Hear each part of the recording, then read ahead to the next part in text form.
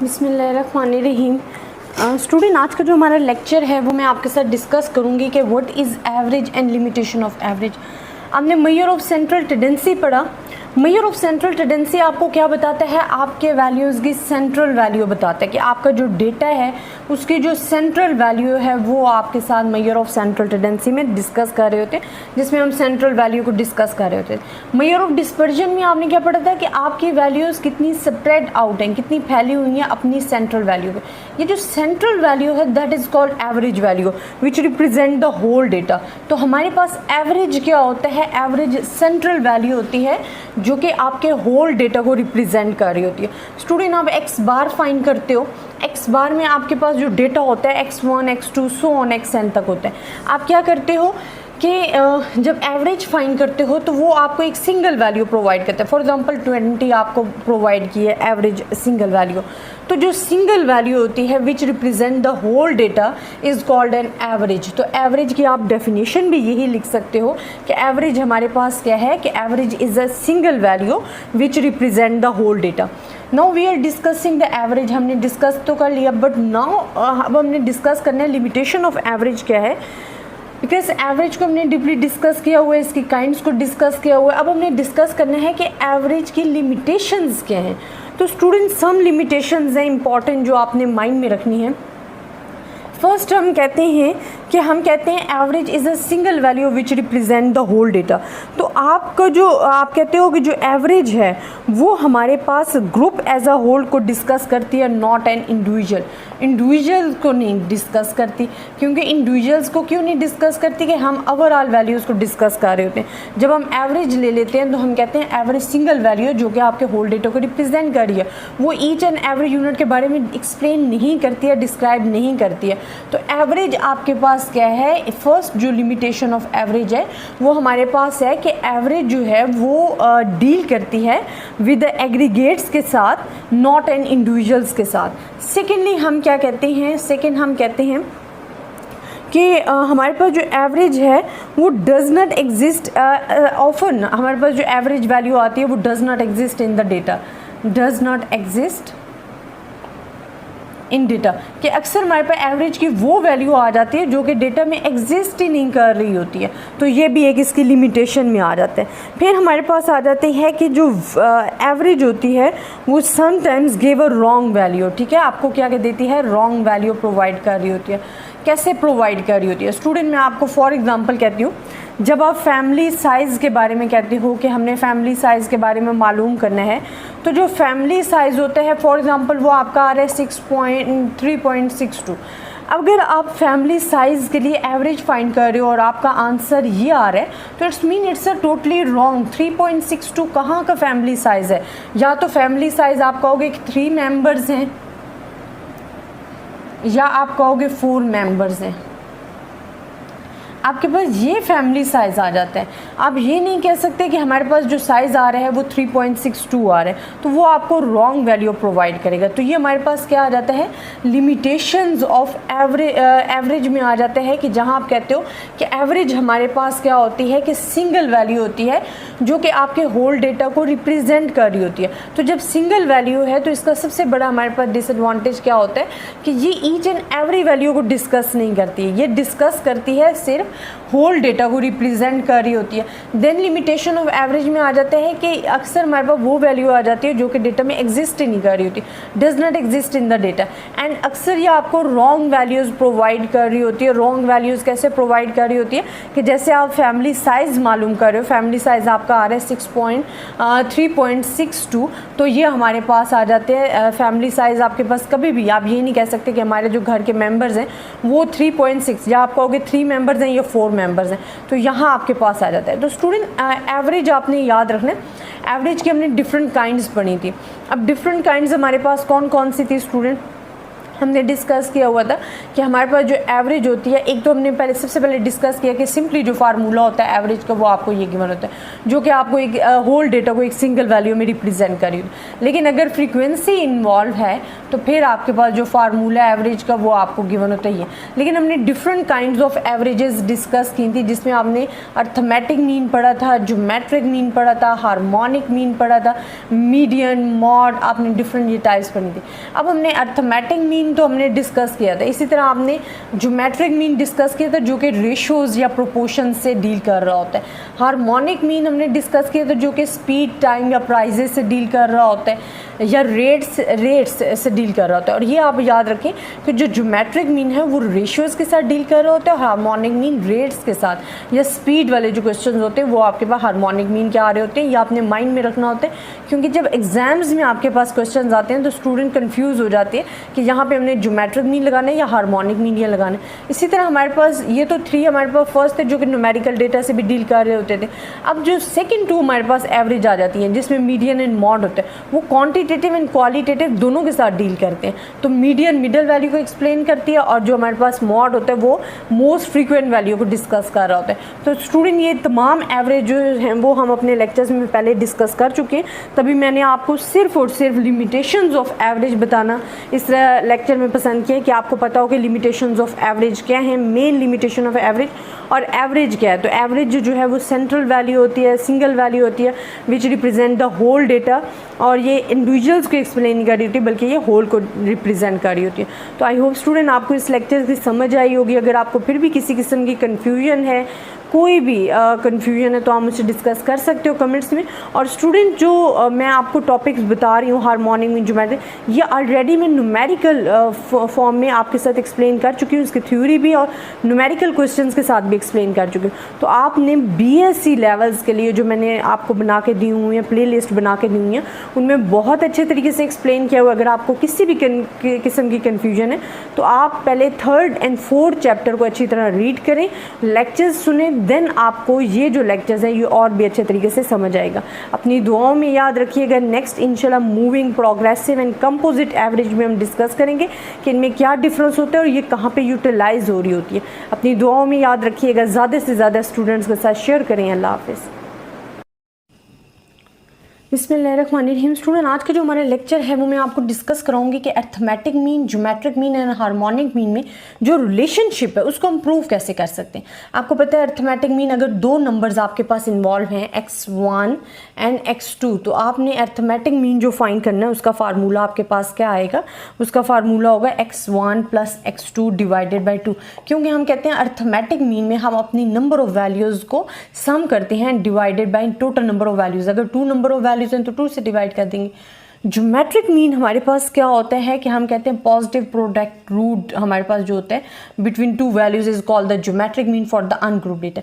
इस तरह अगर हार्मोनिक मीन की बात करते हो तो हार्मोनिक मीन हमारे पास 2 वैल्यूज़ का क्या होगा, हमारे पास हार्मोनिक मीन आ जाता है दिस वन। और हार्मोनिक मीन हम क्या कहते हैं कि हार्मोनिक मीन जो है वो reciprocal of the arithmetic mean हमारे पास आ जाता है। तो geometric mean positive product and truth आ जाता है, एंड अर्थमेटिक मीन क्या होता है, sum of the observation divided by total number of observation आ जाता है। अब स्टूडेंट हमने प्रूफ करना है, जब आपने प्रूफ करना है सबसे पहले हम प्रूफ करते हैं कि क्या अर्थमेटिक मीन ज्योमेट्रिक मीन से ग्रेटर है। तो आप इस चीज़ को प्रूफ करने के लिए हमने 2 नंबर्स ले लिए, क्योंकि हम कह रहे हैं कि हमारे पास 2 नंबर्स आर अवेलेबल हैं और हमने इनको प्रूफ करना है और उनका स्क्वायर ले रहे हैं। ये ग्रेटर देन हमारे पास क्या है, 0 है। जब आप स्क्वायर लोगे स्टूडेंट तो आपके पास ये a है, ये b है, तो आपके पास a² + b² + 2ab, आपका जो फार्मूला होता है a² + b² - 2ab, वो आपने लगा लेना। वैल्यूज़ आपको a² की भी पता है, b² की भी पता है। जब आप पुट करोगे तो आपके पास जो वैल्यूज़ आएगी x1 + x2 - 2, हमारे पास क्या आ जाएगा, x1 and x2 and greater than 0 हमने लिख दिया। अब क्योंकि इट्स अ नेगेटिव वैल्यूज़, इसको हम दूसरी साइड पे ले जाते हैं। जब दूसरी साइड पे हम लेके जाएंगे तो हमारे पास क्या आ जाएगा, 2√x1 एंड x2। तो ये हमारे पास किसके इक्वल था, आपको पता है कि अगर हम 2 को इधर ले आते हैं तो हमारे पास यहाँ अगर मैं यहाँ भी 2 पुट कर रही हूँ, यहाँ भी 2, ये कैंसिल आउट हो रहा है, तो ये मेरे पास इक्वल है अर्थमेटिक मीन के। और मैं कहती हूँ arithmetic mean is greater than geometric mean because it's the formula of the geometric mean, जो कि आप डिस्कस कर चुके हो। तो ये जो फर्स्ट रिलेशनशिप था कि क्या अर्थमेटिक मीन ग्रेटर है ज्योमेट्रिक मीन से, वो आपके पास प्रूफ हो जाता है।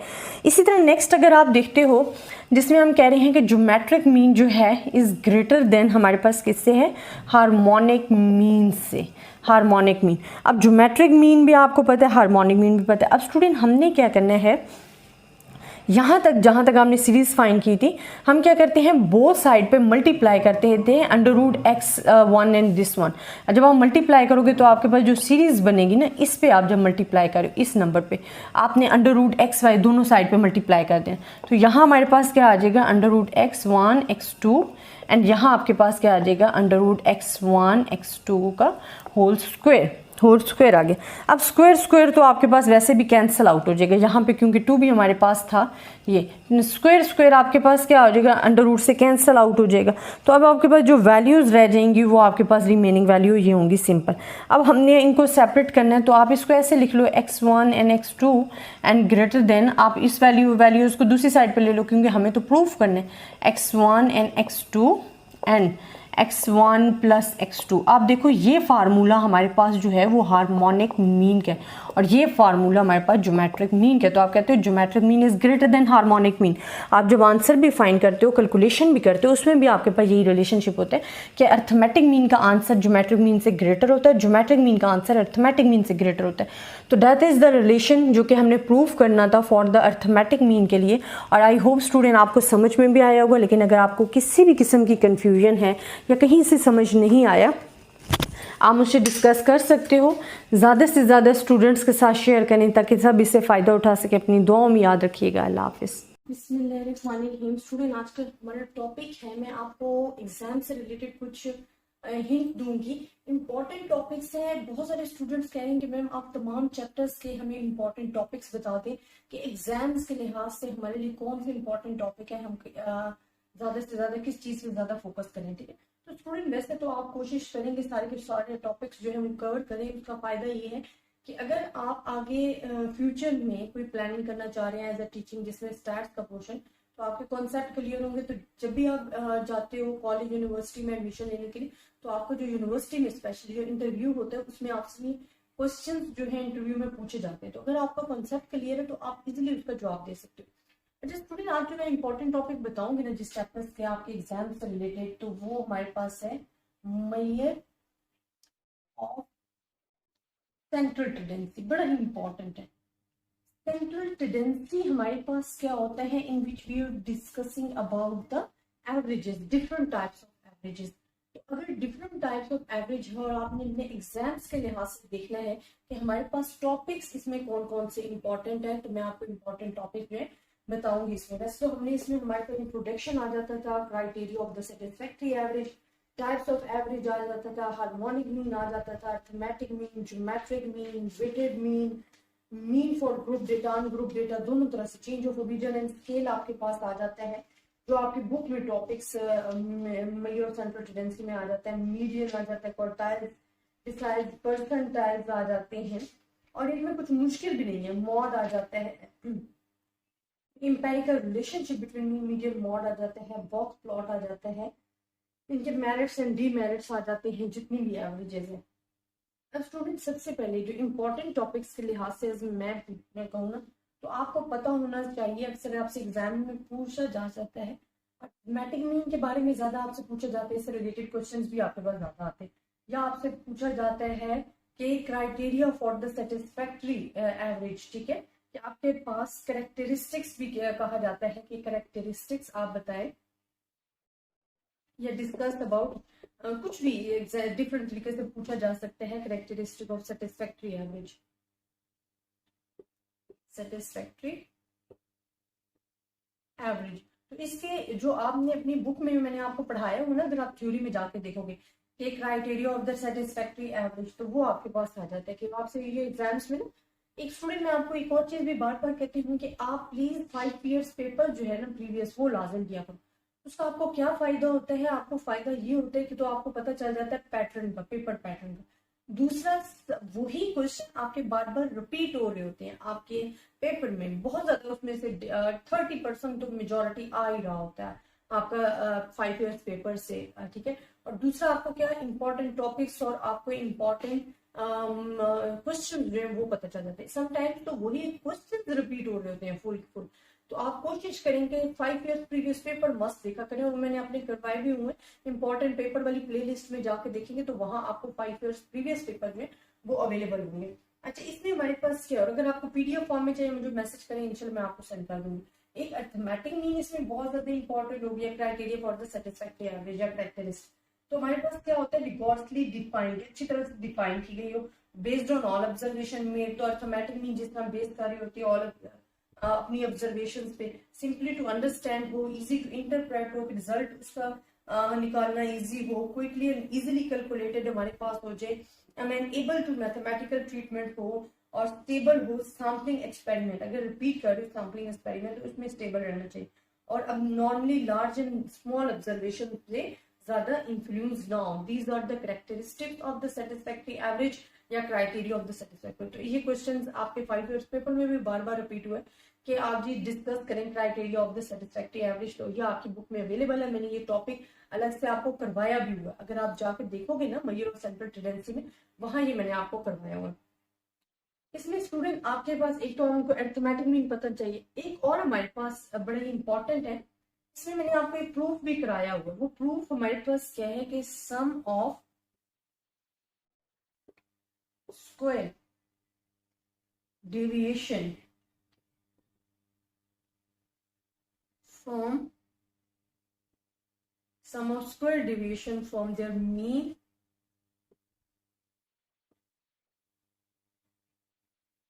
is smallest। और जरूरी नहीं है कि वो आपको पेपर में यहाँ मीन भी दें, वो आपको अर्थमेटिक मीन भी कह सकते हैं, ठीक है। तो आपने कंफ्यूज नहीं होना। तो ये जो प्रूफ ये मैंने करवाया भी हुआ है, ये भी इंपॉर्टेंट है, इस चैप्टर में आपने करना है कि proof sum of square of the from their arithmetic mean is smallest. जिस हम करते थे ना कि सम ऑफ स्क्वायर मतलब ऑब्जर्वेशन में से मीन लेके उसका स्क्वायर लेके अगर आप करते हो तो वो मिनिमम आना चाहिए। ये जो आपके पास प्रूफ है ना, ये इंपॉर्टेंट है, ये भी मेजोरिटी आपके पास एग्जाम्स में आ रहा होता है, तो ये आपको पता होना चाहिए। देन आपके पास geometric mean for the group data, ये ग्रुप डेटा के लिए, ठीक है, फ्रीक्वेंसी वाला आता है और ये लॉन्ग क्वेश्चन में आपके पास आता है, तो ये इंपॉर्टेंट है। और ज्योमेट्रिक मीन और हार्मोनिक मीन, ये भी ग्रुप डेटा वाला, फ्रीक्वेंसी वाला ग्रुप डेटा, ये भी आपके पास लॉन्ग क्वेश्चन में आ जाता है, ये भी इंपॉर्टेंट है। साथ में आपके पास समटाइम्स कह रहे क्वार्टाइल्स जो है ना, क्वार्टाइल्स, इसके भी क्वेश्चन ज्यादा आ रहे होते हैं, जो कि Q1, Q2 एंड Q3 है। और Q3 हमारे पास क्या होता है, Q2 हमारे पास मीडियन कंसिडर हो रहा है, तो Q1 एंड Q3 ये भी फ्रीक्वेंसी वाले हैं। तो अगर आप वैसे भी क्वार्टाइल्स भी खाली समझ लेते हो ना, तो बाकी आपके पास जो प्रीवियस रह जाते हैं वो डिसाइज और परसेंटाइज होते हैं, तो वहां सिर्फ 4 की जगह 10 या 100 लगाना होता है, लेकिन क्वार्टाइल्स के ना मेजोरिटी क्वेश्चन ज्यादा आ रहे होते हैं। तो ये आपके पास कितने टॉपिक्स हैं एक चैप्टर में से, ये आपके पास 5 टॉपिक्स मैंने आपको बताए हैं, और ये इंपॉर्टेंट है स्टूडेंट। ये इंपॉर्टेंट किस लिहाज से कि पेपर में आने के ज्यादा चांसेस होते हैं, इंटरव्यू में भी जा रहे हो तो इन क्वेश्चन में से ज्यादा आपसे पूछा जाता है, ठीक है। तो ये मेयर ऑफ सेंट्रल टेंडेंसी में आप ऐसा कह सकते हो कि आपके पास इंपॉर्टेंट टॉपिक है, जिसमें अर्थमेटिक मीन है, कैरेक्टरिस्टिक ऑफ सेटिस्फैक्टरी एवरेज है, या criteria of the satisfactory average आ सकता है, प्रूफ जिसमें sum of square deviation from their arithmetic mean is smallest, ये आपके पास इंपॉर्टेंट है, आपको ये प्रूफ आना चाहिए, ठीक है। साथ में ये मैंने आपको बता दिया कि कौन सा प्रूफ है, geometric mean, harmonic mean and quartiles, ये 3 टॉपिक्स जो हैं विद ग्रुप डेटा, इनमें से क्वेश्चन आपके पास आ सकते हैं, ठीक है। और आपको बहुत कम आता है जिसमें अनग्रुप डेटा के गिवन होते हैं, ठीक है, जिसमें आपके पास फ्रीक्वेंसी गिवन नहीं होती, मतलब मेजोरिटी आपको लॉन्ग क्वेश्चन ही दिया जाता है, ठीक है। और लॉन्ग क्वेश्चन में आपको फ्रीक्वेंसी वाला ही क्वेश्चन दिया जाता है, because it's sum as compare to ungroup data is difficult. तो वो इससे अगर अनग्रुप डेटा से हम करेंगे तो उसकी निस्बत ये जरा डिफिकल्ट होते हैं और ये लॉन्ग में आते हैं, तो ये हमने अच्छे तरीके से तैयार करने हैं। तो student, it's a important topics in the chapter of the mayor of central tendency जो आपने तैयार करने हैं। मुझे बार बार स्टूडेंट्स कहते हैं कि मैम आप हर चैप्टर के जो है वो इंपॉर्टेंट टॉपिक्स जो है डिस्कस करें हमारे साथ। मुझे एक्सरसाइज का भी कहा था, एक्सरसाइज बिकॉज मैं बोर्ड पे करवाने से टाइम बहुत ज्यादा स्पेंड होगा, तो उसके लिए मैंने ऑलरेडी जो मेरे पीडीएफ फॉर्म में नोट्स थे उससे मैं आपके साथ वीडियोस बना बना के शेयर कर रही हूँ। तमाम के तमाम आपके पास जो चैप्टर मैं आपको करवा रही हूँ उनकी एक्सरसाइज साथ सॉल्व करवा रही हूँ, और अब मैं साथ साथ आपको हर चैप्टर के इंपॉर्टेंट टॉपिक्स जिसके एग्जाम्स में आने के ज्यादा चांसेस हैं वो आपको करवा रही हूँ। अगर आपको किसी भी किस्म का प्रॉब्लम है स्टूडेंट, मैं अगेन एंड अगेन कहती हूँ आप मुझे कमेंट्स में बता दिया करें। अगर आपको पीडीएफ फॉर्म में नोट्स चाहिए तो वो भी आप मुझे कमेंट्स में दें,